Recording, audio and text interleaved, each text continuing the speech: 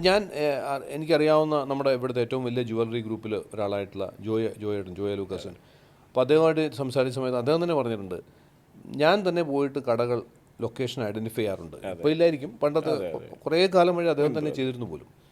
അപ്പോൾ അതൊന്നും പിഴയ്ക്കാറില്ല സാധാരണ എന്ന് പറയും. അത് ഒരു ചെറിയ സ്റ്റേറ്റ്മെന്റ് അല്ലത്. അതുപോലെ തന്നെ ശ്രീ യൂസഫ് അലിയുടെ ഒരു റിക്രൂട്ട്മെന്റ് പ്രോസസ് ഉണ്ടല്ലോ, ആൾക്കാർ പലരും ക്യൂ നിൽക്കുന്നു, ആൾക്കൊരു ഇൻറ്റ്യൂഷൻ തോന്നുന്നു ഇയാൾ കൊള്ളാമായിരിക്കും, ജസ്റ്റ് പുള്ളി സെലക്ട് ചെയ്യുന്നു വിത്തൗട്ട് എൻ ഇന്റർവ്യൂ. അതെ, കറക്റ്റ്. അപ്പോൾ തീർച്ചയായിട്ടും അത് കോഗ്നിറ്റീവ് പവർ, അത് നമ്മുടെ ബ്രെയിൻ്റെ ഒരു ഫങ്ഷനിങ് ആണ്. ഇപ്പം നമ്മുടെ ബ്രെയിനിൻ്റെ ഓവറോൾ ഓപ്പറേഷൻ നോക്കുകയാണെങ്കിൽ അതിൽ ചില പാർട്ടുകൾ വളരെ ശക്തമായിട്ട് ഫങ്ഷൻ ചെയ്യുന്ന ചില ആൾക്കാരുണ്ടാവും. പക്ഷേ ഇന്ന് സയൻസിൻ്റെ ഒരു അഡ്വാൻറ്റേജ് എന്ന് വെച്ചാൽ സയൻസ് ആക്ച്വലി അത് മനസ്സിലാക്കി ആ ബ്രെയിനിൻ്റെ ഓരോ പാർട്ടിനെയും എങ്ങനെ ഒപ്റ്റിമൈസ് ചെയ്യാമെന്നുള്ളത് ഇന്ന് അതിനുള്ള സാങ്കേതിക വിദ്യകൾ അവൈലബിൾ ആണ്. അതേപോലെ തന്നെയാണ് നമ്മുടെ ബോഡി ഫങ്ഷൻസ്. അപ്പം ഞാൻ ഒന്ന് ക്ലാരിഫൈ ചെയ്യാൻ വേണ്ടി, അപ്പം ഈ യൂസഫ് അലി പോലെ അല്ലെങ്കിൽ ജോയ ലൂക്കാസിനെ പോലെ പ്രോപ്പറായിട്ടുള്ള ഒരു കോഗ്നിറ്റീവ് പവറുള്ള അല്ലെങ്കിൽ കൃത്യമായ ഡിസിഷൻസ് എടുത്തിട്ടുള്ള ആളുകൾ, അവർക്ക് ഓട്ടോമാറ്റിക്കലി അല്ലെങ്കിൽ ഓർഗാനിക്കലി അത് കിട്ടിയിട്ടുള്ളതായിരിക്കും. ഉറപ്പായിട്ടും എത്രയോ ആൾക്കാർക്ക് കിട്ടുന്നു. എത്രയോ കിട്ടുന്നു എന്ന് പറഞ്ഞാൽ സിദ്ധിയൊന്നും അല്ലത്. ബേസിക്കലി അവരുടെ ബ്രെയിൻ മേ ബി അവരുടെ കഴിച്ചിട്ടുള്ള ഭക്ഷണങ്ങളുടെയോ അല്ലെങ്കിൽ അവരുടെ വളർന്നു വന്ന സാഹചര്യം ഒക്കെ whatever, we don't know, അതെന്നാൽ അവർക്ക് പോലും അറിയില്ല. ഇപ്പോൾ പല ആൾക്കാരും വലിയ ഫാക്ടർ തന്നെയാണ്. പക്ഷെ അതില്ലാത്ത ആളുകൾ അപ്പുറത്തുണ്ട്, തീർച്ചയായും ഉണ്ട്. അതിനെ നമുക്ക് മെഷർ ചെയ്യാം, ക്വാണ്ടിഫൈ ചെയ്യാൻ വേണം. അത് മാത്രമല്ല, ചില ആൾക്കാരെ നമ്മളിപ്പോൾ ശ്രദ്ധിച്ചറിയാൻ പറ്റും. ഈ ചില ആൾക്കാർ ജീവിതത്തിൽ ടഫായിട്ടുള്ള സിറ്റുവേഷൻസ് വരുമ്പോൾ അവർ ത്രൈവ് ചെയ്യും. ചിലർ ടഫായിട്ടുള്ള സിറ്റുവേഷൻ ഇല്ലാതായി പോകും. ഈ ത്രൈവ് ചെയ്യുന്ന ആൾക്കാരിൽ പലപ്പോഴും ശ്രദ്ധിച്ചു കഴിഞ്ഞാൽ അവർക്ക് സർവൈവൽ ജീനുകൾ വളരെ ശക്തമാണ്. അവർക്ക് അവരുടെ സർവൈവൽ മെക്കാനിസം ഭയങ്കര സ്ട്രോങ് ആയിരിക്കും. അത് നമ്മുടെ ബോഡിയിൽ സർവൈവൽ ജീനുകൾ എന്ന് പറയുന്ന ഒരു കാറ്റഗറി ജീൻ തന്നെ ഉണ്ട്. അങ്ങനെ സംഭവം. അപ്പോൾ സിർട്ട് ജീൻസ് എന്നൊക്കെയാണ് പറയുന്നതിന് അതിൻ്റെ പേര്.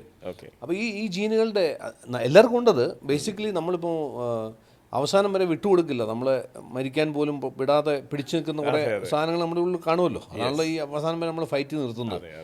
എല്ലാം നഷ്ടപ്പെട്ടെന്ന് തോന്നുമ്പോഴും അല്ലെങ്കിൽ എല്ലാ ഒരു അസുഖം ബാധിച്ച അവസാനത്തെ നിൽക്കുമ്പോഴും എങ്ങനെയെങ്കിലും ഒരു 2 ദിവസം കൊണ്ട് ജീവിക്കാൻ പറ്റുമോ ചിന്തിപ്പിക്കണമെങ്കിൽ ഏതോ ഒരു ഫാക്ടർ അത് കിടപ്പുണ്ടല്ലോ. അപ്പോൾ ഈ സർവൈവൽ മെക്കാനിസം നമുക്ക് എല്ലാവർക്കും ഉണ്ടെങ്കിലും ചില ആൾക്കാർ വളരെ ശക്തമായിട്ട് ആ മെക്കാനിസം വർക്ക് ചെയ്യുന്നവരുണ്ട്. അപ്പോൾ അവരിലൊക്കെയുള്ള ഒരു എൻറ്റയർ കോഗ്നിറ്റീവ് ഫങ്ഷൻസും ഒക്കെ വളരെ ഡിഫറെൻ്റ് ആയിരിക്കും. ഇപ്പോൾ ചില ആൾക്കാർ ഈ റാക്സ് ടു റിച്ചസ് സ്റ്റോറിയൊക്കെ നമ്മൾ കേൾക്കുമ്പോൾ നമ്മൾ നോക്കിയാൽ കാണാൻ പറ്റും. ഈ പ്രോസസ്സിനകത്ത് ഇപ്പം ഞാനൊരു എക്സാമ്പിൾ ഞാൻ പറയാം. കൺട്രോൾഡ് സ്ട്രെസ് എന്ന് പറയുന്ന ഒരു പ്രോസസ്സ്, ഹോമസിസ് എന്നാണ് അതിന് നമ്മൾ ഈ പറയുന്ന ഒരു ബയോളജിക്കൽ ഫ്രെയിം പറയുന്നത്.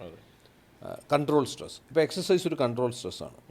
മറ്റുള്ളതിന് ക്രോണിക് സ്ട്രെസ് എന്ന് പറയാം. അത് പറഞ്ഞാൽ നമ്മളിങ്ങനെ ദുരന്തം ടെൻഷൻ അടിച്ച് നടക്കുന്നതിന് ക്രോണിക് സ്ട്രെസ് എന്ന് പറയാം. ഈ കൺട്രോൾ സ്ട്രെസ്സ് എപ്പോഴും നമ്മളുടെ ബോഡിയിലെ സർവൈവൽ മെക്കാനിസത്തെ നമ്മൾ ഇവോക്ക് ചെയ്യും. അപ്പോൾ ബേസിക് ആയിട്ട് നോക്കുകയാണെങ്കിൽ എക്സസൈസ് ഒക്കെ ചെയ്യുന്നത് വളരെ ഭയങ്കരമായിട്ട് നമ്മളുടെ സർവൈവൽ മെക്കാനിസത്തെ വോക്ക് ചെയ്യും. പറഞ്ഞാൽ കൺട്രോൾ സ്ട്രെസ് എന്ന് എക്സസൈസ് ചെയ്യുന്ന ചെറിയൊരു സ്ട്രെസ്സാണ്, പക്ഷെ അതൊരു കൺട്രോൾ, അതുകൊണ്ടല്ലേ കൺട്രോൾ സ്ട്രെസ് എന്ന് പറയുന്നത്. നമ്മൾ തന്നെ അപ്ലൈ ചെയ്യുന്ന സ്ട്രെസ്സാണ്. എപ്പോൾ വേണമെങ്കിൽ നമുക്ക് നമ്മളായിട്ട് തന്നെ കൊടുക്കുന്ന സ്ട്രെസ്സാണ്, നമുക്ക് റിലീസ് ചെയ്യാം എപ്പോൾ വേണമെങ്കിൽ. ഇപ്പോൾ നമ്മളൊരു റെസിസ്റ്റൻസ് ട്രെയിനിങ് ചെയ്യുന്ന സമയത്ത് നമ്മൾ പർപ്പസ്ഫുള്ളി ചെയ്യുന്നതാണ്. പക്ഷേ നമ്മളത് പർപ്പസ്ഫുള്ളി ചെയ്യുന്നതാണെങ്കിൽ പോലും നമ്മുടെ ബ്രെയിനിനെ സംബന്ധിച്ചിടത്തോളം ഒരു ഡെത്ത് സിറ്റുവേഷനായിട്ട് അത് റെക്കോർഡ് ചെയ്യുന്നത്. He's going to die now, do something. ഇപ്പോൾ നമ്മളുടെ വി റൂട്ട്സിൻ്റെ ബയോഹാക്ക് സെൻറ്ററിൽ ഇൻഫ്രാറെഡ് സോണയുണ്ട്. അപ്പോൾ ഇൻഫ്രാറെഡ് സോണ ഒരു 75 ഡിഗ്രിയിലൊക്കെ യൂസ് ചെയ്യും, നമ്മളൊക്കെ യൂസ് ചെയ്യുന്നതാണ്. അപ്പോൾ 75 ഡിഗ്രിയിലൊക്കെ നമ്മളൊരു 40 മിനിറ്റ് ഇരുന്ന് കഴിഞ്ഞിട്ട് നെക്സ്റ്റ് അതിനുശേഷം നമ്മൾ പോകുന്നത് കോൾ പ്ലഞ്ച് എന്ന് പറയുന്ന ഒരു 2 ഡിഗ്രി സെൻറ്റിഗ്രേഡ് വെള്ളത്തിലേക്കാണ്. ഈ 2 ഡിഗ്രി സെൻറ്റിഗ്രേഡ് വെള്ളത്തിലേക്ക് ഒരാൾ ഇറങ്ങുന്ന സമയത്ത് ശ്വാസവും നിൽക്കും, നമ്മൾ മൊത്തത്തിൽ ഇപ്പം നമ്മൾ കഴിഞ്ഞു, ചില അലറി വിളിക്കുന്നത് കേൾക്കാം. അതൊന്നും അറിയാതെ ഒരു ശബ്ദം പുറപ്പെടുവിക്കുന്നതാണ്. അപ്പം എന്തുകൊണ്ടത് you are going to die എന്നുള്ളൊരു സിഗ്നൽ ബ്രെയിനിലേക്ക് കിട്ടുന്നതാണ്. അത് കിട്ടിക്കാൻ വേണ്ടി തന്നെയാണ് ഈ കോൾ പ്ലഞ്ചിനകത്തോട്ട് ഒരാൾ വിടുന്നത്. എന്തുകൊണ്ടാണ് അത് സംഭവിക്കുന്നതെന്ന് വെച്ചാൽ ഈ ഹീറ്റ് ഷോക്ക് പ്രോട്ടീൻസ് എന്നും കോൾഡ് ഷോക്ക് പ്രോട്ടീൻസ് എന്നൊക്കെ പറഞ്ഞാൽ നമ്മുടെ ബോഡിക്കകത്ത് കുറേ കാര്യങ്ങളുണ്ട്. ഇത് നമ്മളുടെ ലോഞ്ചിവിറ്റി എൻഹാൻസ് ചെയ്യുന്ന സാധനങ്ങളാണ്. ഈ കാലത്ത് തണുത്ത വെള്ളത്തിൽ കുളിക്കുമ്പോൾ അതിനൊരു കുളിരും ഒരു വിറയലൊക്കെ ഉണ്ടാവത്തില്ല ഇത്. അപ്പം ബേസിക്കായിട്ട് നോക്കുകയാണെന്നുണ്ടെങ്കിൽ നമ്മളുടെ സക്സസ്സും ലൈഫ് സക്സസ്സും ബിസിനസ് സക്സസ്സും നമ്മളുടെ ഫിസിയോളജിക്കൽ ഫങ്ഷനിങ്ങുമായിട്ട് ഇങ്ങനെ ഒന്ന് തന്നെയാണെന്ന് വേണമെങ്കിൽ പറയാം, രണ്ടല്ലത്. അതിനെ നമ്മളുടെ എങ്ങനെയും ഇനിയുള്ള കാലത്ത് ശരിക്കും പറഞ്ഞാൽ ബിസിനസ് എഡ്യൂക്കേഷനകത്ത് വരേണ്ട ഒന്നാണ് ഫിസിയോളജി എഡ്യൂക്കേഷൻ എന്ന് പറയുന്നത്. അത്രയ്ക്ക് ഇമ്പോർട്ടൻ്റ് ആണിത്.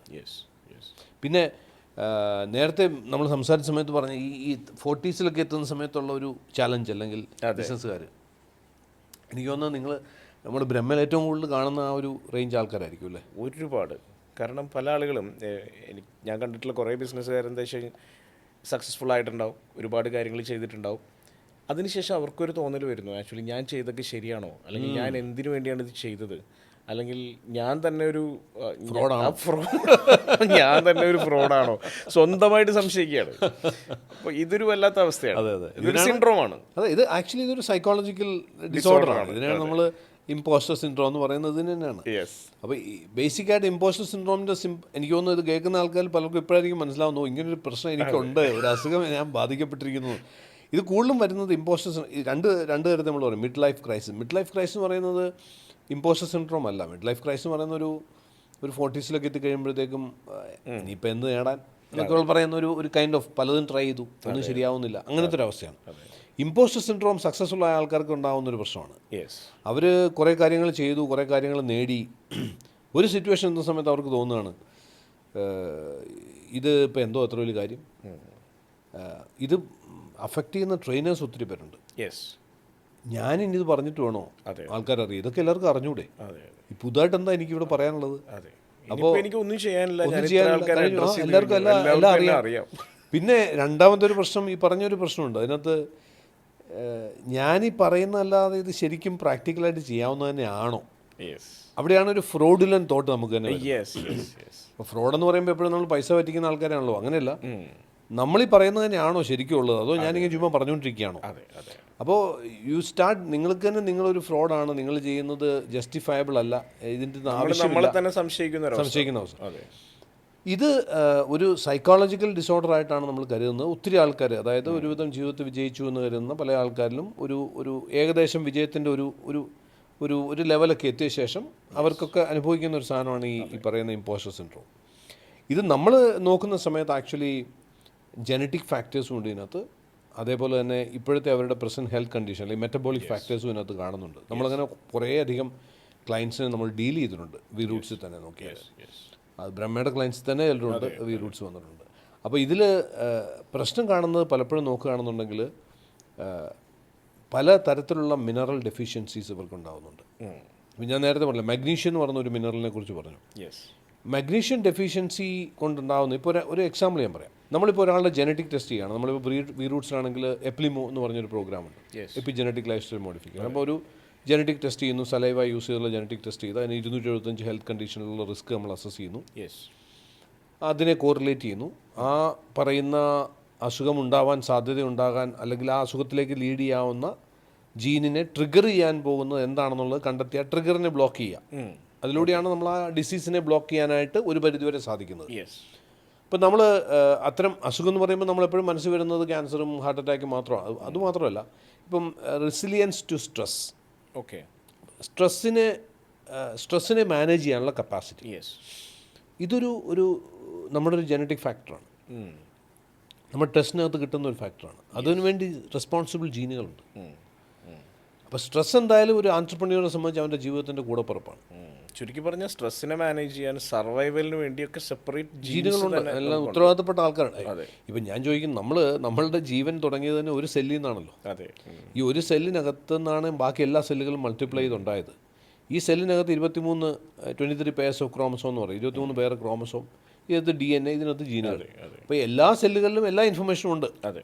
ഇപ്പോൾ കണ്ണിനകത്ത് ഉള്ള ജീനുകൾ, കണ്ണിനകത്തുള്ള സെല്ലിനകത്തുള്ള ജീനുകളിൽ എല്ലാ ഓർഗൻ്റെയും ഫങ്ഷൻസ് ഉണ്ട്. പക്ഷേ ഐസൈറ്റുമായിട്ട് ബന്ധപ്പെട്ട് നിൽക്കുന്ന ജീനുകൾ ഓൺ ആയിരിക്കും, ബാക്കിയെല്ലാം ഓഫ് ആയിരിക്കും ചെയ്യും. ഇത്രയും എന്ന് പറയുന്ന പോലെ ഈ പറയുന്ന സർവൈവൽ റിലേറ്റഡ് ജീനുകൾ, ഈ പറയുന്ന സ്ട്രെസ് റെസിലിയൻസിന് വേണ്ടിയുള്ള ജീനുകൾ, ഇതൊക്കെ നമുക്കുണ്ട്. അപ്പോൾ ചില ആൾക്കാരിൽ അത് ഇമ്പയർഡ് ആയിരിക്കും, എന്ന് പറഞ്ഞാൽ അതിനെന്തെങ്കിലും ഡാമേജ് ഉണ്ടായിട്ടുള്ളതായിരിക്കും. അപ്പോൾ അവർക്ക് ആ സ്ട്രെസ് ഉണ്ടാകുന്ന സമയത്ത് അതിനെ ചെറുത്ത് നിൽക്കാൻ പറ്റുന്നത് വളരെ കുറവായിരിക്കും. ചുരുക്കി പറഞ്ഞാൽ ഒരു ഓൺട്രപ്രണറെ ബിൽഡ് ചെയ്തെടുക്കാം, മോൾഡ് ചെയ്തെടുക്കാം, ഒരു സംശയം വേണ്ട അല്ലേ, ഗ്യാരണ്ടീഡ്. ഞാൻ അതിനകത്ത് വളരെ എക്സൈറ്റഡ് ആയിട്ട് ഇപ്പോൾ നടക്കുന്നത് അതുകൊണ്ട് തന്നെയാണ്. ശരിക്കും നമ്മളുടെ ഈ ബിസിനസ് സ്കിൽസും ഒപ്പം തന്നെ ഈ പറയുന്ന ഒബ്വിയസ്ലി, കാരണം എൻ്റെ മനസ്സിലുള്ള ഡ്രീം പ്രോജക്റ്റ് എന്ന് പറയുന്ന ഒരു ഒപ്റ്റിമൈസ് ഹ്യൂമൻ എന്നുള്ളതാണ്. ഒരു മനുഷ്യനെ നമുക്ക് ഒപ്റ്റിമൈസ് ചെയ്ത് എടുക്കാൻ പറ്റും. ഇപ്പോൾ ഈ സ്ട്രെസ് റെസിലിയൻസ് ഞാൻ പറഞ്ഞ പോലെ ഈ സ്ട്രെസ് റെസിലിയൻസ് കുറവുള്ള ആൾക്കാർ അല്ലെങ്കിൽ സ്ട്രെസ്സിനെ മാനേജ് ചെയ്യാൻ കപ്പാസിറ്റി കുറവുള്ള ആൾക്കാർ, അവർ അത്തരത്തിലുള്ളൊരു ജനറ്റിക് ഫാക്ടർ അവരിലുണ്ടെങ്കിൽ എപ്പോഴാണ് ഏത് തരത്തിലുള്ള സ്ട്രെസ്സിനെയാണെന്ന് നമുക്ക് കണ്ടുപിടിക്കാൻ പറ്റും. അപ്പോൾ അവരുടെ റെക്കമെൻഡേഷൻ അവരുടെ റീഡിങ്സ് നോക്കിക്കഴിഞ്ഞാൽ അൺസർട്ടൺ സിറ്റുവേഷൻസ് അല്ലെങ്കിൽ അൺനോൺ ടെറൈൻസ് ഓക്കെ ഇന്ന് ഇതുവരെ പരീക്ഷിക്കാത്തൊരു കാര്യത്തിൽ അവർ ഇറങ്ങുകയാണ്. അൺനോൺ ടെറൈനാണ്, അല്ലെങ്കിൽ അൺസർട്ടനിറ്റി ഉള്ളൊരു സ്ഥലത്തേക്ക് അവർ പോവുക. സോ ആ സമയത്തായിരിക്കും ഈ ജീൻ ഉണരുന്നത്. അപ്പോൾ ഈ ജീനിൻ്റെ പ്രശ്നം എന്ന് വെച്ചാൽ സ്ട്രെസ്സിനെ മാനേജ് ചെയ്യാൻ പറ്റില്ല എന്നുള്ളതാണ്. ഇതുവരെ എല്ലാ സ്ട്രെസ്സും ഏറ്റെടുത്ത ആളാണ്, ഭംഗിയായിട്ട് ബിസിനസ് കൊണ്ടുപോയ ആളാണ്. ആകെ കൂടി ഒരു പുതിയ ബിസിനസ്സിലേക്ക് കാലെടുത്ത് വെച്ചു, അല്ലെങ്കിൽ നമുക്കറിയാത്തൊരു ടെറിട്ടറി നമ്മൾ പോയിട്ട് ബിസിനസ് ചെയ്യാൻ പോയി. അപ്പോൾ ഈ ജീൻ ഓണായി. ഈ ജീൻ ഓണായി കഴിയുമ്പോഴത്തേക്കും പിന്നെ അവിടെ മുതൽ സ്ട്രെസ്സിൻ്റെ റെസിലിയൻസ് കുറയുകയാണ്. പിന്നെ പുള്ളിക്ക് മൊത്തം പാനിക് ആവുന്നു, പ്രശ്നമാവുന്നു, ഞാൻ ചെയ്യുന്നതും ശരിയാവുന്നില്ല, എല്ലാം പോയി. അപ്പോഴത്തേക്കും നമ്മളുടെ മറ്റേ തുടങ്ങി വെച്ച ബിസിനസ് നഷ്ടപ്പെട്ടു. ഇങ്ങനെയാണ് അവരുടെ ഒരു ക്രൈസിസ് പാത്ത് നോക്കുകയാണെന്നുണ്ടെങ്കിൽ, ഈ ആൾക്കാരിൽ നമ്മുടെ അവിടുത്തെ റിപ്പോർട്ടുകൾ എടുത്ത് നോക്കിയാൽ ഈ ജീൻ വേരിയൻറ്റ് ക്യാരി ചെയ്യുന്ന ആൾക്കാരിൽ 90% ആൾക്കാരിലും ജനറ്റിക്കലി മഗ്നീഷ്യം ഡെഫിഷ്യൻസി ഉണ്ട്. അപ്പം എന്താ സൊല്യൂഷൻ എന്ന് ചോദിച്ചാൽ, ഈ ആൾക്കാർ മഗ്നീഷ്യം ഒന്നെങ്കിൽ റിച്ച് ആയിട്ടുള്ള ഫുഡ് കഴിക്കുക, അല്ലെങ്കിൽ മഗ്നീഷ്യം സപ്ലിമെൻറ്റ് കഴിച്ച് കഴിഞ്ഞാൽ ഈ പറയുന്ന പ്രശ്നത്തിൽ നിന്ന് അവർക്ക് പെട്ടെന്ന് റിക്കവർ ചെയ്ത് പുറത്തു വരാം. ശരിക്കും പറഞ്ഞാൽ പീക്ക് പെർഫോമൻസിൻ്റെ കാര്യത്തിൽ വളരെ ഇമ്പോർട്ടൻ്റ് ആയിട്ടുള്ളൊരു ഇൻഗ്രീഡിയൻ്റ് ആണ് ഈ സപ്ലിമെൻറ്റ്. അതെ, മഗ്നീഷ്യം മാത്രമല്ല പലതും. ഞാനൊരു എക്സാമ്പിളായിട്ട് എടുത്താൽ, കാരണം നമ്മളിപ്പം കണ്ടുകൊണ്ടിരിക്കുന്നത് ഇപ്പം 2008 നമ്മൾ ബ്രഹ്മ സ്റ്റാർട്ട് ചെയ്തിട്ട് ഇപ്പം എനിക്ക് തോന്നുന്നു അന്ന് തുടങ്ങിയ പല ബിസിനസ്സുകാർ ഇന്ന് വളരെ ഒരു സ്കെയിലിലേക്ക് എത്തിയ ഇഷ്ടംപോലെ ബിസിനസ്സുകാർ ഇപ്പോൾ ഇവിടെ ഉണ്ടല്ലോ. അതിൽ ഒരുപക്ഷെ പലരും ഇപ്പോഴായിരിക്കും അവർക്ക് മനസ്സിലാകുന്നു, ശരിയാണല്ലോ, നമ്മളിപ്പം ഇപ്പം എന്താണെന്നറിയത്തില്ല, ഒരു താല്പര്യക്കുറവ് എല്ലാത്തിനോടും, ഒരു ഉന്മേഷക്കുറവ്, താല്പര്യക്കുറവ്, ഒന്നിനോടൊരു താല്പര്യമില്ല, മതിയായി. ഞാൻ ആക്ച്വലി ഇപ്പം വെൽത്ത് റിട്രീറ്റ് എന്ന് പറഞ്ഞ് നമ്മൾ സ്റ്റാർട്ട് ചെയ്തിരിക്കുന്നത് ഇതിനെ ഉദ്ദേശിച്ച് മാത്രമാണ്.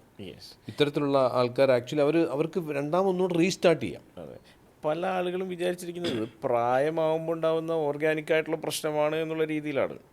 അങ്ങനെ ആയിരിക്കും, പ്രായമാവുമ്പോൾ ചിലപ്പോൾ ചില സപ്ലിമെന്റ്സ് ആവശ്യമായിട്ട് വരുന്നതാണോ? ചില പ്രായമാവുമ്പോൾ നമ്മുടെ ഡെഫിനറ്റ്ലി നമ്മുടെ ഒത്തിരി കാര്യങ്ങൾ മാറ്റങ്ങൾ വരും. നമുക്ക് ഡിപ്ലീഷൻസ്, പലതിൻ്റെയും ഡിപ്ലീഷൻസ് അതിന്റെ ഭാഗമായിട്ടുണ്ടാവുന്ന ചിന്ത തന്നെയാണ് ഉണ്ട്. പക്ഷേ ഇന്ന് സയൻസ് ഇത്ര ഇമ്പ്രൂവ് ചെയ്ത സമയത്ത് നമുക്കതിനെ റീഇൻസ്റ്റോർ ചെയ്യാൻ പറ്റും എന്നുള്ളതാണ് ഏറ്റവും വലിയ അഡ്വാൻറ്റേജ് ഉള്ളത്. ഇപ്പോൾ ഒരു ഉദാഹരണം പറഞ്ഞാൽ NAD എന്ന് പറഞ്ഞൊരു മോളിക്യൂളുണ്ട് നമ്മുടെ ശരീരത്തിൽ. നമ്മുടെ ഒരു എന്താ പറയുക, ഇലക്ട്രോൺ ട്രാൻസ്പോർട്ട് ചെയ്യുന്ന ഒരു കാരിയർ എന്ന് വേണമെങ്കിൽ പറയാം NAD. ഈ NAD നിക്കോട്ടിനാമൈഡ് അഡിനൈൻ ഡൈന്യൂക്ലിയേറ്റഡ് എന്ന് പറയാം അതിൻ്റെ ഫുൾ ഫോം. ഒരു വൈറ്റമിൻ B3 ഒരു വേരിയൻ്റാണ്. അങ്ങനെ കുറച്ചുകൂടെ മുന്നോട്ട് പോയി കഴിഞ്ഞാൽ ഇത് ബേസിക്കായിട്ട് നോക്കുകയാണെങ്കിൽ NAD ചെയ്യുന്നതാണ് ഏറ്റവും വലിയൊരു ജോലി ചെയ്യുന്നത്. അതായത് നമ്മുടെ സെല്ലിനകത്തുള്ള കമ്മ്യൂണിക്കേഷൻ്റെ മുഴുവൻ മാനേജർ പുള്ളിയാണ്. അപ്പോൾ ഈ സെല്ലുകൾ ഇങ്ങനെ പഴയ സെല്ല് പോകുന്നു, പുതിയ സെല്ല് വരുന്നു. അപ്പോൾ ഈ പുതിയ സെല്ല് വരുന്നവർക്ക് അറിയണമല്ലോ, അവർക്ക് ഇൻഡക്ഷൻ കൊടുക്കണ്ടേ, അവർക്കറിയണം എന്താ ജോലി എന്ന് അറിയണം. കാരണം ഇപ്പോൾ സ്കിന്ന് ഒരാഴ്ച കൂടുമ്പോൾ സ്കിന്നിനകത്തെ മുഴുവൻ സെല്ല് പോയി പുതിയ സെല്ല് വരുന്നുണ്ട്. അപ്പോൾ ഇവർക്ക് പണി അറിയണം, ഇവർക്ക് ഇലാസ്റ്റിസിറ്റി ഉണ്ടാവണം. അപ്പോൾ ഈ കമ്മ്യൂണിക്കേഷൻ പ്രോപ്പറായിട്ട് പോയില്ലെങ്കിൽ സെല്ല് വരും, പക്ഷേ ഇലാസ്റ്റിസിറ്റി കാണത്തില്ല. അപ്പോൾ ഈ കമ്മ്യൂണിക്കേഷൻ കൺട്രോൾ ചെയ്യുന്നത് NAD ആണ്. ഇപ്പോഴത്തെ ഇതുവരെയുള്ള സയൻസ് പറയുന്നത് 40 വയസ്സ് കഴിയുന്നതോടുകൂടി NAD ലെവൽസ് നാച്ചുറലായിട്ട് ഡ്രോപ്പ് ചെയ്യുമെന്നാണ് പറയുക മനുഷ്യരിൽ. ഓക്കെ, അപ്പോൾ അതുകൊണ്ടാണ് ഈ റിങ്കിൾസ് വന്നു തുടങ്ങുന്നു. ഐസൈറ്റിനെ സംബന്ധിച്ച് നോക്കുകയാണെങ്കിൽ ആ കണ്ണിൻ്റെ പുതുതായിട്ട് വരുന്ന സെല്ലുകൾക്ക് ആ ജോലി എന്താണെന്നുള്ളത് വ്യക്തമായിട്ടുള്ള കമ്മ്യൂണിക്കേഷൻ കിട്ടാത്തതുകൊണ്ട് കാഴ്ച പറയുന്നത് അങ്ങനെ വരുന്നത്.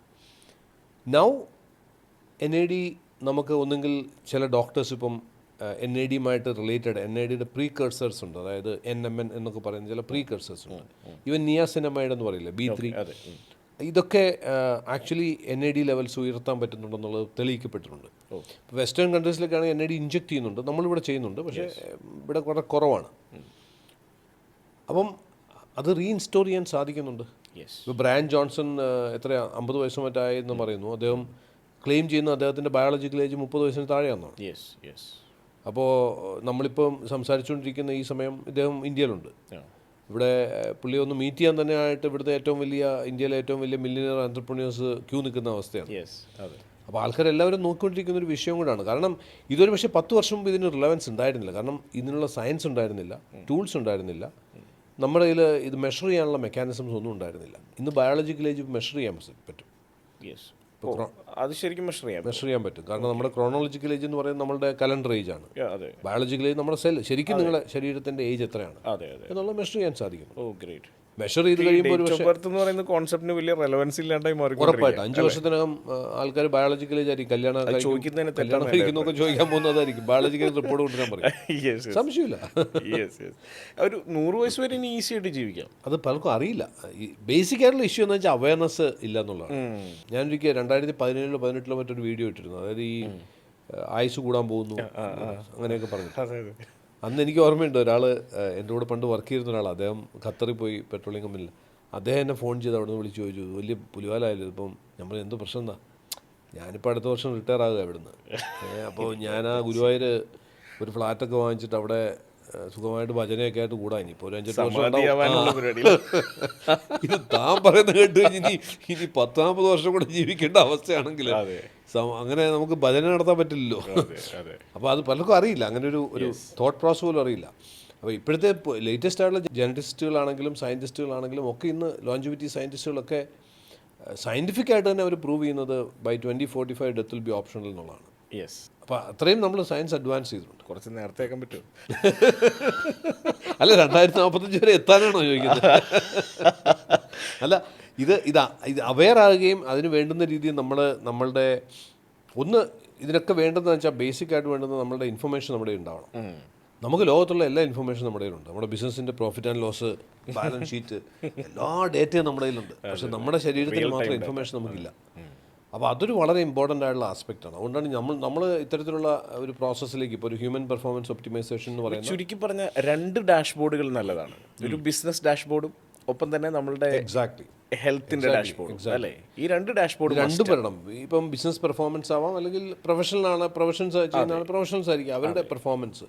സോ പെർഫോമൻസ് എന്ന് പറയുന്നത്, ഞാൻ പറയുന്നത് ഇതിൻ്റെ ഒരു കോമ്പിനേഷൻ ആയിരിക്കണം. ഇതിനെ തിരിക്കേണ്ട ആവശ്യം പോലും ഉണ്ടാവരുത്. ഇതിനെ തമ്മിൽ ഒരു ഇൻറ്റഗ്രേറ്റഡ് ആയിട്ടുള്ളൊരു അപ്രോച്ച് ആയിരിക്കണം ഇനി വരുന്നൊരു കാലത്ത് ഉണ്ടാവേണ്ടത്. കാരണം ഒന്നിനെ മാറ്റി വെച്ചിട്ട് മറ്റേത് വർക്ക് ചെയ്തിട്ട് കാര്യം ഉണ്ടാവില്ല. പിന്നെ വേറൊരു പ്രശ്നം ഉണ്ടാകുന്ന പല ആൾക്കാരുടെയും ധാരണ, ബിസിനസ് ചെയ്യുന്ന ആൾക്കാരിൽ ഈ ബിസിനസ്സൊക്കെ ഒന്ന് സെറ്റിലായിട്ട് വേണം നമ്മുടെ ഹെൽത്തൊക്കെ ഒന്ന് നോക്കാൻ. പക്ഷേ ബിസിനസ്സിൻ്റെ ഗ്രോത്തിനകത്ത് തന്നെ ഇതൊരു ഇമ്പോർട്ടൻറ്റ് റോൾ പ്ലേ ചെയ്യുന്നുണ്ടെന്നുള്ളതാണ് ഇമ്പോർട്ടൻറ്റ്. ഈ നമ്മളുടെ ആദ്യം നമുക്ക് വേണ്ടുന്ന ഏറ്റവും പ്രധാനപ്പെട്ട ഒരു വിഷയം ഞാൻ കണ്ടുള്ള രഞ്ജിത്ത്, എൻ്റെ എക്സ്പീരിയൻസ് എന്ന് പറയുന്നത്, ഹെൽത്ത് എന്ന് പറയുന്നത് അസുഖവുമായിട്ട് ബന്ധപ്പെട്ടൊരു ഫാക്ടറായിട്ട് കാണാതിരിക്കണം. ഇവിടെ ഏറ്റവും വലിയ പ്രശ്നം, ബിസിനസ് ഒരു ലെവൽ എത്തുന്നവരെ എനിക്ക് പ്രത്യേകിച്ച് അസുഖമൊന്നും ഉണ്ടാവരുത്. ഈ ഹെൽത്ത് എന്ന് പറയുമ്പോൾ തന്നെ ആളുകളുടെ നെറ്റി ഒന്ന് ചുളിയും. എനിക്കിപ്പോൾ തൽക്കാലം പ്രശ്നമൊന്നുമില്ല. അപ്പോൾ ഡയബറ്റീസിൻ്റെ ഒരു ചെറിയ ചായ പഞ്ചസാര ഇടുന്നില്ല. പിന്നെ പ്രഷർ ഇത്തിരി സാരമില്ല. ഇപ്പോൾ നോർമൽ, ഏറ്റവും വലിയ പ്രശ്നം ഇതിൻ്റെയൊക്കെ നോർമലൈസ് ചെയ്തു എന്നുള്ളതാണ്. ഇതൊന്നും നോർമൽ അല്ല. ഇത് സംഭവം അതർ ഫാർമസ്യൂട്ടിക്കൽ ഇൻഡസ്ട്രിയുടെ വലിയൊരു വിജയമാണ് ഇതിനെ നോർമലൈസ് ചെയ്തെടുത്തത്. കാരണം മനുഷ്യനെ സംബന്ധിച്ച് ഇന്ന് ഡയബറ്റിക് ആകുക എന്നൊക്കെ പറഞ്ഞാൽ ഒരു പ്രശ്നവുമില്ല അവർക്ക്.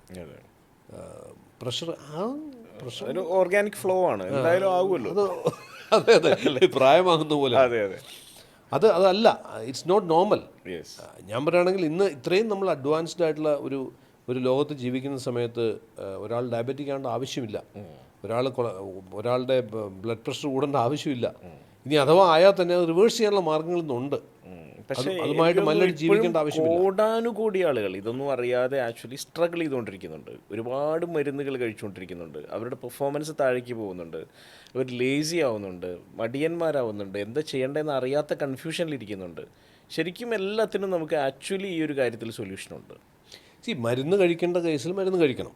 മരുന്ന് എന്ന് പറയുന്നത് എന്താണ്?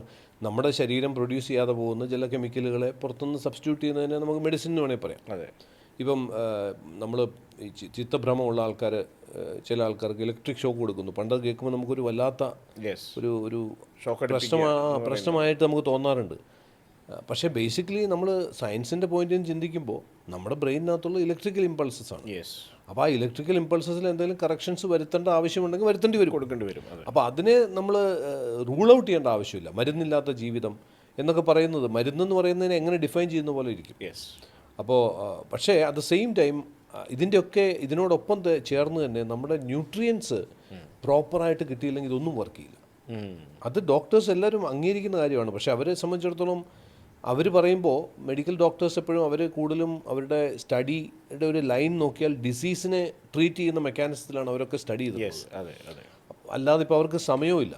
കാരണം ഇന്ത്യയിലുള്ളൊരു ഡോക്ടറെ സംബന്ധിച്ചിപ്പം വെസ്റ്റേൺ US-ലൊക്കെയുള്ള ഡോക്ടർമാരെ സംബന്ധിച്ചിടത്തോളം അവരെല്ലാം ഇപ്പോൾ ഒരു മെഡിക്കേഷനോടൊപ്പം തന്നെ സപ്ലിമെൻറ്റേഷനും ഒരു കമ്പൽസറി പാത്തായിട്ട് പോകുന്നുണ്ട്. അല്ലെങ്കിൽ ഒരു ഓൾട്ടർനേറ്റ് സ്ട്രീം ഓഫ് മെഡിസിൻ എന്ന് പറയുന്ന ഒരു കമ്പൽസറി പാത്താക്കി മാറ്റിയിട്ടുണ്ട്. അവർക്ക് അതിനുള്ള സമയമുണ്ട്. ഒരു ദിവസം 4-5 പേരെ ആയിരിക്കും കൺസൾട്ട് ചെയ്യുന്നത്. ഇരുന്ന് സംസാരിക്കാൻ സമയമുണ്ട്. ഇവിടെ 100-200 പേരെയാണ് കൺസൾട്ട് ചെയ്യുന്നത്. അപ്പോൾ അവർക്ക് ആ ഒരു പാത്ത് അവർക്ക് അത്ര അതിനുവേണ്ടി സമയം മെനക്കെടുത്താനും അവരുടെ ഇല്ല. അപ്പോൾ സംഭവിക്കുന്നത് നമുക്ക് തന്നെ നമ്മളതിൻ്റെ ഉത്തരവാദിത്വം ഏറ്റെടുത്തേ പറ്റുള്ളൂ. അപ്പോൾ ബേസിക്കലി പലപ്പോഴും ഒരു മെഡിക്കേഷൻ ഉണ്ടാക്കുന്നത് ചില നെഗറ്റീവ് എഫക്റ്റുകൾ നമ്മൾ ഉണ്ടാക്കുന്നു വരും. അത് ചിലപ്പോൾ ആ നെഗറ്റീവ് എഫക്റ്റ് ഉണ്ടാകുന്നത് മെഡിസിൻ്റെ കുഴപ്പം കൊണ്ട് മാത്രമാണെന്നില്ല, നമ്മുടെ ശരീരത്തിൽ ന്യൂട്രിയൻസ് ഇല്ലാത്തതുകൊണ്ടാവാം. അപ്പോൾ ന്യൂട്രിയൻ സപ്പോർട്ട് എന്ന് പറയുന്നത് അത് നല്ല ഭക്ഷണത്തിൽ കൂടെയാണ്. അങ്ങനെ അത് ഞാൻ വിശ്വസിക്കുന്നില്ല. കാരണം അങ്ങനെയുള്ളൊരു ഭക്ഷണം ഉണ്ടോ എന്ന് എനിക്കിപ്പോഴും അറിയില്ല, നമ്മുടെ അറിവിൽ കാണുന്നില്ല.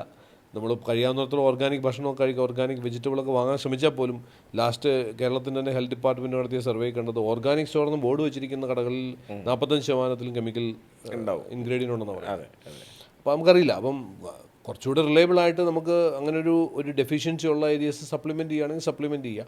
But we have to make sure that we get the proper nutrients. നമ്മുടെ ബ്രെയിനിനും നമ്മുടെ ശരീരത്തിനും അത് വളരെ ക്രിട്ടിക്കലാണ്. നമ്മൾ ഈ ബ്രഹ്മയിൽ കണ്ടിട്ടുള്ളത് 4 തരത്തിലുള്ള ഓൺട്രപ്രണേഴ്സിനെയാണ് നമ്മൾ സാധാരണഗതിയിൽ കണ്ടിട്ടുള്ളത്. ഒന്ന്, നമ്മൾ പറയുന്നതെല്ലാം കേൾക്കും, അതുപോലെ തന്നെ ചെയ്യുകയും ചെയ്യും. മറ്റൊരു വിഭാഗം ഓൺട്രപ്രണേഴ്സ് ഉണ്ട്, നമ്മൾ പറയുന്ന എല്ലാം കേൾക്കും, ഒന്നും ചെയ്യില്ല, എല്ലാം കേട്ട് തലയാട്ടും, കറക്റ്റാണെന്ന് പറയും. ഈ ട്രെയിനിങ്ങിനൊക്കെ വരുന്നത് കൂടുതലും ആ ഒരു കാറ്റഗറി ആൾക്കാരാണ്. ട്രെയിനിങ് എല്ലാം കേൾക്കും, അവർ ഉഷാറാണ്, യെസ് എന്നൊക്കെ പറഞ്ഞു പോവും, പക്ഷെ പറഞ്ഞ ഒരു കാര്യം പോലും ഇംപ്ലിമെൻ്റ് ചെയ്യില്ല, ഓട്ടോമാറ്റിക്കലി റിസൾട്ടും ഉണ്ടാവില്ല. വേറൊരു കാറ്റഗറി ഉണ്ട്, പറയുന്നത് കേൾക്കില്ല, പക്ഷെ അവർ അവരുടേതായിട്ടുള്ള രീതിയിൽ കുറേ കാര്യങ്ങൾ ഇംപ്ലിമെൻ്റ് ചെയ്യും. ചില കാര്യങ്ങൾ മാത്രം എടുത്ത് അവർ ഇംപ്ലിമെൻ്റ് ചെയ്യും. മാറ്റം ഉണ്ടാവും, ഇംപ്ലിമെൻറ്റേഷൻ പ്രോഗ്രാമിന് ഇരിക്കും, പക്ഷേ അവർ അത്ര ഇങ്ങോട്ട് റിസപ്റ്റീവ് ആയിരിക്കില്ല, ഇൻവോൾവ് ആയിരിക്കില്ല. പക്ഷേ അവർ കുറേ കാര്യങ്ങളങ്ങ് അവരുടേതായിട്ടുള്ള രീതിയിൽ ഇംപ്ലിമെൻ്റ് ചെയ്ത് പോകും. പക്ഷെ അവിടെയും ചെറിയ മാറ്റം ഉണ്ടാകും, കാരണം ഇംപ്ലിമെൻറ്റേഷൻ കീ ആണല്ലോ. വേറൊരു കാറ്റഗറി ഉണ്ട്, ഇവർ കേൾക്കുമില്ല, ചെയ്യുമില്ല. അത് ആക്ച്വലി എനിക്ക് തോന്നുന്നു ആ ഒരു കാറ്റഗറിയാണ് ഏറ്റവും വലുത്. കേരളത്തിൽ ഇപ്പോഴും 10% താഴെ ഓൺട്രപ്രണേഴ്സ് മാത്രമാണ് ട്രെയിനിങ്ങിന് വാല്യൂ കൽപ്പിക്കുന്നത്. ബാക്കിയുള്ള മിക്ക ആളുകളും തെറ്റിദ്ധരിച്ചിരിക്കുന്നത് സത്യം പറഞ്ഞാൽ ട്രെയിനിങ് ആവശ്യമില്ല, ഓൺട്രപ്രണർഷിപ്പ് പഠിക്കാൻ പറ്റുന്നതല്ല, ബിസിനസ്സിലൊക്കെ എന്ത് കോച്ചിങ് ആണ് ആവശ്യം വരിക, ഇതൊക്കെ എനിക്ക് അറിയാവുന്നതാണ്, അപ്പനപ്പൂപ്പന്മാരായി ചെയ്യുന്നതാണ്, 45-50 വർഷമായി ഞങ്ങൾ ചെയ്യുന്നു, ഇതിൽ കൂടുതൽ ഇതിനകത്ത് എന്ത് ചെയ്യാൻ പറ്റും, സ്ട്രക്ചറോ സിസ്റ്റമോ ഇതൊന്നുമില്ല, ഇവർ തന്നെ സ്ട്രഗിൾ ചെയ്തുകൊണ്ടിരിക്കുക എല്ലാ ദിവസവും. അപ്പം നമ്മൾ പറയുന്നത് ഇവർ കേൾക്കാൻ തയ്യാറല്ല, അവർ ഇംപ്ലിമെൻറ്റ് ചെയ്യാനും തയ്യാറല്ല. അപ്പോൾ ഇതിലൊക്കെ ആക്ച്വലി എനിക്ക് തോന്നിയിട്ടുള്ളത് ഇതെല്ലാം ഇപ്പോൾ ഇതുമായിട്ട് കണക്റ്റഡാണ്. കാരണം ഇവർക്കൊരു ഡിസിഷൻ എടുക്കാൻ പോലും പറ്റാത്ത രീതിയിൽ ആക്ച്വലി ഇവർ കൺഫ്യൂസ്ഡാണ്. ഇവർക്ക് ഏതെങ്കിലും ഒരു കാര്യത്തിൽ ഫോക്കസ് ചെയ്യാൻ പറ്റുന്നില്ല. പലരും ഈ ഫോക്കസ് ചെയ്യാൻ പറ്റാത്തതുകൊണ്ടാണ് ഈ ട്രെയിനിങ്ങുകൾക്കും സെഷൻസിനും വന്നിരിക്കാത്തത്. ഇപ്പം നമ്മുടെ CBL എന്ന് പറയുന്ന ഒരു സെഷൻ ഉണ്ടല്ലോ, നമ്മുടെ സർട്ടിഫൈഡ് ബിസിനസ് ലീഡർ. അപ്പോൾ അതിനകത്ത് 2 ദിവസമാണ് മാസത്തിൽ ക്ലാസ് വരുന്നത്. ബാക്കിയുള്ള ദിവസം നമ്മൾ ഫോളോ അപ്സും ഇംപ്ലിമെൻറ്റേഷൻ സപ്പോർട്ടൊക്കെയാണ് കൊടുക്കുന്നത്. അപ്പോൾ ഇതിനകത്ത് നമ്മുടെ മാർക്കറ്റ് ചെയ്യുന്ന ടീമിനോട് ഞാൻ ചോദിക്കുമ്പോൾ അവർ പറയും, ഈ ക്ലാസ് ഒന്ന് ഒഴിവാക്കി തരാൻ പറ്റുമോ? ക്ലാസ് ഒഴിവാക്കണം. ക്ലാസ് ഒഴിവാക്കി അവർക്ക് ഫോളോ അപ്പ് മാത്രമേ. നിങ്ങളെ ഞങ്ങൾ ഇതങ്ങ് ഏൽപ്പിക്കാം, ഇത് നിങ്ങൾ ഫുൾ സെറ്റാക്കിയിട്ട് എനിക്കങ്ങ് തന്നാൽ മതി, എനിക്ക് ക്ലാസ്സിലൊന്നും ഇരിക്കാം, പൈസയും തരാം, പക്ഷെ ക്ലാസ്സിലിരിക്കാൻ വയ്യ. അപ്പോൾ ക്ലാസ്സിലിരിക്കുക എന്ന് പറഞ്ഞാൽ ഫോക്കസ് ചെയ്യണം, ലേൺ ചെയ്യണം. അപ്പോൾ അതിനകത്ത് എനിക്ക് തോന്നുന്നു അവിടെ ആ ഒരു പീക്ക് പെർഫോമൻസിലേക്ക് അവരെ കൊണ്ടുവരാനുള്ള വഴികളിൽ ഇതൊരു വളരെ ഇമ്പോർട്ടൻ്റ് ആയിട്ടുള്ള ആസ്പെക്റ്റാണ്. അവരെ കംപ്ലീറ്റ്ലി അവരുടെ ബ്രെയിനിനെ ഒന്ന് ട്യൂൺ ചെയ്തെടുക്കുന്നത്. അതിന് രഞ്ജിത്ത്, അതിനകത്ത് വളരെ ക്രിട്ടിക്കലായിട്ടുള്ളൊരു ഒരു വിഷയം എന്താണെന്ന് വെച്ച് കഴിഞ്ഞാൽ, ഞാനത് ഈ ബ്രെയിൻ റിലേറ്റഡ് ആയിട്ടുള്ള എപ്പോഴും ഞാൻ പറയുന്നൊരു കാര്യമുണ്ട്. നമ്മളുടെ ബ്രെയിനിൻ്റെ ഫങ്ഷനിങ് നമ്മൾ ആദ്യം റിയലൈസ് ചെയ്യണം. ഈ സെൽഫ് അവെയർനെസ്സിൻ്റെ കാറ്റഗറിക്കകത്ത് പെടുത്തേണ്ട ഒരു കാര്യമാണ്. ശരിക്കും ഞാൻ എപ്പോഴും അല്ലെങ്കിൽ ഈ സ്പിരിച്വൽ ലീഡേഴ്സ് ആക്ച്വലി സെൽഫ് അവെയർനെസ്സിനെ കുറിച്ച് ഒത്തിരി പഠിപ്പിക്കുന്നുണ്ടെങ്കിലും എന്താണ് സെൽഫ് അവെയർനെസ് എന്നുള്ളതും കൂടെ അവർ പഠിപ്പിച്ചു കൊടുത്തു കഴിഞ്ഞാൽ കാര്യം കുറച്ചുകൂടി എളുപ്പമാവും. നമ്മുടെ ബ്രെയിനിൻ്റെ ഓരോ ഓർഗനും ഫങ്ഷൻ ചെയ്യുന്നൊരു രീതിയുണ്ട്. എൻ്റെ കൈ ഫങ്ഷൻ ചെയ്യുന്ന രീതി കാല് ഫങ്ഷൻ ചെയ്യത്തില്ല. ചെയ്യിക്കാൻ പറ്റുമായിരിക്കും ട്രെയിൻ ചെയ്ത് കഴിഞ്ഞാൽ, പക്ഷേ പൂർണ്ണമായിട്ടും പറ്റില്ല ഒരിക്കലും. നമ്മുടെ ബ്രെയിൻ ഫങ്ഷൻ ചെയ്യുന്നൊരു രീതിയുണ്ട്. Brain always functions on A path of least resistance. അപ്പോൾ റെസിസ്റ്റൻസ് കുറഞ്ഞ ഏതെങ്കിലും വഴി കണ്ടാൽ ആ വഴി കൂടി ഇത് പോകും. അതെ. അതിന് നമുക്ക് ഒന്നും ചെയ്യാൻ പറ്റത്തില്ല. ആരാണെന്ന് പറഞ്ഞാലും അതങ്ങനെ പോകത്തുള്ളൂ. യെസ്. അപ്പോൾ എന്താണ് പാത്ത് ഓഫ് ലീസ്റ്റ് റെസിസ്റ്റൻസ് എന്ന് ചോദിച്ചാൽ, ഇപ്പോൾ ലാസ്റ്റ് പോഡ്കാസ്റ്റ് ചെയ്യുന്ന സമയത്ത് ഞാൻ ഈ ചെയറിലായിരുന്നത്. എന്തുകൊണ്ട് ഞാൻ അവിടെ ഇരുന്നില്ല? യെസ്. ഓക്കെ, എൻ്റെ ബ്രെയിനിന് പരിചയമുള്ളൊരു ചെയറായത്. അതെ അതെ. നമ്മൾ ഡൈനിങ് ടേബിളിൽ 8 ചെയർ ഇരിപ്പുണ്ട്, പക്ഷേ എല്ലാ ദിവസവും ഇരുന്ന് ഭക്ഷണം കഴിക്കുന്ന ഒരു ചെയറിൽ ഇരുന്നായിരിക്കും. Yes yes. എന്നാൽ സ്വന്തം വീടാണ്, മറ്റേ ചെയറിൽ പോയിരുന്നാൽ ഒന്നും സംഭവിക്കത്തില്ലെന്ന് അറിയാമെങ്കിൽ പോലും നമ്മൾ ചെയ്യും. ഇത് എൻ്റെ ചെയറാന്നൊക്കെ പറഞ്ഞു അവിടെ ഇരിക്കുക, കാരണം കംഫർട്ടാണ്. അതെ അതെ. കംഫർട്ട് എന്ന് പറയുമ്പോൾ നമുക്ക് അറിയാവുന്നൊരു കാര്യം. അതെ അതെ. നമ്മൾ സ്ഥിരം ഉപയോഗിക്കുന്ന പ്ലേറ്റ് ഒക്കെ ഉണ്ടാവും, ഒന്നും മാറ്റത്തില്ല, മാറ്റാൻ പറ്റില്ല. ചിലപ്പോൾ പൊട്ടിയ പ്ലേറ്റ് ഒക്കെ ആയിരിക്കും, എന്നാലും കുഴപ്പമില്ല, അതന്നെ മതി. ഇങ്ങനെയുള്ളൊരു സാധനം നമ്മളെ ജീവിതത്തെ കൺട്രോൾ ചെയ്തുകൊണ്ടിരിക്കുക എന്ന് ഓർക്കുക. അവനൊരു പുതിയ സാധനം പഠിക്കാൻ വല്ലതും സമ്മതിക്കൂ? അതെ, ഒന്ന് ആലോചിച്ച് നോക്കണം. അതെ. എന്തെങ്കിലും ഒരു പുതിയ തീരുമാനം എടുക്കാൻ പോകുമ്പോഴത്തേക്കും ബ്രെയിൻ ആദ്യം ഇതിന് പുതിയ എനർജി ഞാൻ ഉണ്ടാക്കേണ്ടി വരും. അതിൽ പഴയത് തന്നെ പോകുന്നതാണ്. എന്തുകൊണ്ടാണ് കടം ബാധിച്ച ആൾക്കാർ കടത്തന്നെ കിടക്കുന്നത്? എന്തുകൊണ്ടാണ് അസുഖമുള്ള ആൾക്കാർ അസുഖത്തിന് കിടക്കുന്നത്? മെയിൻ റീസൺ ബ്രെയിനിനെ സംബന്ധിച്ച് നല്ലതും ചീത്തയൊന്നുമില്ല. എന്താണോ അതിന് ഫെമിലിയർ ആയിട്ടുള്ളത് ചെയ്തുകൊണ്ടിരിക്കും. കംഫർട്ടബിൾ ആയിട്ട് കംഫർട്ട്, നമ്മൾ കംഫർട്ട് എന്ന് അത് തുടങ്ങുന്ന സമയത്ത് ബുദ്ധിമുട്ടുള്ളതായിരിക്കാം, പക്ഷേ ശീലിച്ച് കഴിഞ്ഞാൽ പിന്നെ അത് അങ്ങനെ ആയി. അപ്പോൾ ഇപ്പം നിങ്ങൾ പറഞ്ഞ കാറ്റഗറി ഓഫ് ബിസിനസ്സുകാരെല്ലാം നോക്കുകയാണെന്നുണ്ടെങ്കിൽ ഞാൻ പറയുകയാണെങ്കിൽ ദർ ഇസ് നത്തിങ് അൺനാച്ചുറൽ, അല്ലെങ്കിൽ ഒട്ടും അൺനാച്ചുറലായിട്ടൊന്നുമില്ല. അതേസമയം ഒരു തീരുമാനമെടുത്ത് ബ്രഹ്മയിൽ ആ ഫീസ് പേ ചെയ്ത് ട്രെയിനിങ്ങിന് വന്നിരുന്ന് പൂർണ്ണമായിട്ടും ഇത് 2 ദിവസം ഞാനിത് അറ്റൻഡ് ചെയ്ത് അടങ്ങൂ എന്ന് പറഞ്ഞ് അത്ര ശക്തമായിട്ട് നിൽക്കുന്ന ഒരാളെ സംബന്ധിച്ച് അവൻ്റെ ബ്രെയിനിനെ കൺട്രോൾ ചെയ്യാൻ പോവാണ്. അവൻ മാത്രമേ വിജയിക്കുള്ളൂ. കാരണം അവന് മനസ്സിലായി. ഇപ്പോൾ ഞാനൊരു പുതിയ തീരുമാനം എടുക്കാൻ തുടങ്ങുന്ന സമയത്ത് എൻ്റെ ബ്രെയിൻ, ഇപ്പം നമ്മുടെ ഉള്ളിൽ നിന്നും എപ്പോഴും ഒരു വോയിസ് ഉണ്ടല്ലോ. നമ്മളൊരു കാര്യത്തിന് വേണ്ടി ഇറങ്ങുന്ന സമയത്ത് ശരിയാൻ വഴിയില്ല, വെറുതെ നമ്മൾ അതിന് വേണ്ടി പോയിട്ട് കാര്യമുണ്ട്, അവിടെ വരെ പോയാൽ അവനുണ്ടാവുമോ, അവിടെ ചെന്ന് കഴിഞ്ഞാൽ തന്നെ അയാൾ വേറെ വല്ലയിടത്താണെങ്കിൽ പിന്നെ ഇതൊക്കെ ഇങ്ങനെ ഒരാളകത്തിരുന്നുകൊണ്ട് പറഞ്ഞുകൊണ്ടിരിക്കുന്നുണ്ടാവും. ഈ വോയിസിനെ നമുക്ക് ബീറ്റ് ചെയ്യാൻ പറ്റാത്തടത്തോളം കാലം ഒന്നും ചെയ്യാൻ പറ്റില്ല. അതേസമയത്ത് ഒരു ഗുണം എന്താണെന്നറിയോ? സക്സസ്ഫുൾ ആയിക്കഴിഞ്ഞാൽ ചില ആൾക്കാർ മിഡാസ് ടച്ച്, തൊടുന്നതെല്ലാം പൊന്ന്. എന്താ കാര്യം? എന്താ? ഈ വോയിസ് മാറി. അതെ, അവൻ എന്ത് പരിപാടിക്ക് ഇറങ്ങുമ്പോഴും അകത്തിരുന്നുകൊണ്ട് പറഞ്ഞുകൊണ്ടിരിക്കുന്ന ആൾ ഇറങ്ങിക്കോ, രക്ഷപ്പെടുമല്ലോ, മറ്റവനോട് ഉണ്ടാവും, നീ അങ്ങ് ഇറങ്ങി ചെന്നാൽ മാത്രം മതി. കാരണം ആ രീതിയിൽ നമ്മൾ സ്ഥിരമായിട്ട് ബ്രെയിൻ അത് ഫെമിലിയർ ആയതുകൊണ്ടാണ്. അപ്പോൾ ബേസിക്കായിട്ട് നോക്കിയാൽ ഈ ട്രെയിനിങ്ങുകൾ അറ്റൻഡ് ചെയ്യുന്ന ആൾക്കാർ, അതുപോലെ കൺസൾട്ടിങ് നമ്മൾ അസൈൻമെൻറ്റിലേക്ക് വരുന്ന ആൾക്കാർ, അവരൊക്കെ ആദ്യം മനസ്സിലാക്കേണ്ടതെന്ന് വെച്ചാൽ ഇറ്റ്സ് നോർമൽ, ഇറ്റ്സ് ഓക്കെ. നിങ്ങൾക്ക് തോന്നുകയാണ് എനിക്ക് പഠിക്കാൻ തോന്നുന്നില്ല, എനിക്ക് പുതിയ ഇൻഫർമേഷൻ എന്താണ് ഇതുകൊണ്ട് നേടാനുള്ളത് നിങ്ങളുടെ ഉള്ളിൽ നിന്ന് തോന്നുന്നുണ്ടെങ്കിൽ ദാറ്റ്സ് ഓക്കെ. പക്ഷേ അതുകൊണ്ട് മാത്രം ജീവിതത്തിൽ വിജയിക്കാൻ പറ്റില്ല. ജീവിതത്തിൽ വിജയിക്കണം എന്നുണ്ടെങ്കിൽ നിങ്ങൾ ആ ഇന്നർ വോയിസിനെ ബ്രേക്ക് ചെയ്യണം. അതിനെ സൈലൻ്റ് ആക്കിക്കൊണ്ട് നിങ്ങൾ കമാൻഡ്സ് അങ്ങോട്ട് കൊടുക്കാൻ പറ്റണം. ഇത് മാത്രം നടക്കുള്ളൂ. ഇങ്ങനെ മാത്രം നമുക്ക് ട്രാൻസ്ഫോർമേഷൻ ഉണ്ടാകും. എനിക്ക് തോന്നുന്നു ചെറിയ ക്ലാസ്സുകളിൽ തൊട്ട് ശരിക്കും കുട്ടികളെ അവെയർ ആക്കേണ്ട ഒരു സാധനം കൂടിയാണ് അല്ലേ? ആണ് ഞാൻ പറഞ്ഞത്. ഇതിൻ്റെ ഏറ്റവും വലിയ പ്രശ്നം ഈ സെൽഫ് അവെയർനെസ് എന്നുള്ള വാക്ക് എന്താണെന്നുള്ളത് ഇന്നും നമ്മൾ പഠിപ്പിച്ചു കൊടുത്തിട്ടില്ല എന്നുള്ളത്. ഞാൻ പണ്ടൊക്കെ ഈ പല സ്പിരിച്വൽ ഗുരുസിൻ്റെയൊക്കെ സെഷൻസ് കേൾക്കുമ്പം most important thing is to be aware about yourself. ഞാൻ എന്താണ് ഇവർ പറഞ്ഞുകൊണ്ടിരിക്കുന്നത്? നമുക്കറിയാമല്ലോ, നമ്മൾ അവെയർ ആണല്ലോ. അപ്പോൾ ബേസിക്കായിട്ട് നോക്കിയാൽ ഇതാണ് സെൽഫ് അവെയർനെസ് പറയുന്നത്. അപ്പം ഞാനൊരു വേദിയിലേക്ക് കയറി ചെല്ലുന്ന സമയത്ത് അവിടെ ഇഷ്ടമില്ലാത്ത ഒരാളെ ഞാൻ കാണുകയാണ്. എനിക്ക് താല്പര്യമില്ലാത്ത ഒരാളെ കാണുന്ന സമയത്ത് എൻ്റെ ഉള്ളിൽ വരുന്ന ദേഷ്യമാണ് വരുന്നതെങ്കിൽ ഇറ്റ്സ് ഓക്കെ എന്ന് എനിക്ക് എൻ്റെ ബ്രെയിനോട് പറയാൻ പറ്റണം. ഇറ്റ്സ് ഓക്കെ, പക്ഷെ ഞാൻ ഇന്നിവിടെ എങ്ങനെയല്ല ബിഹേവ് ചെയ്യാൻ പോകുന്നത് ഇങ്ങനെയല്ല കേട്ടോ. അത് സെൽഫ് അവെയർനെസ് ആണ്. അത് നമ്മുടെ എല്ലാ കാര്യങ്ങളും ഉണ്ടാക്കാൻ സാധിച്ചു കഴിഞ്ഞാൽ നമുക്ക് actually we can see life in a completely different way.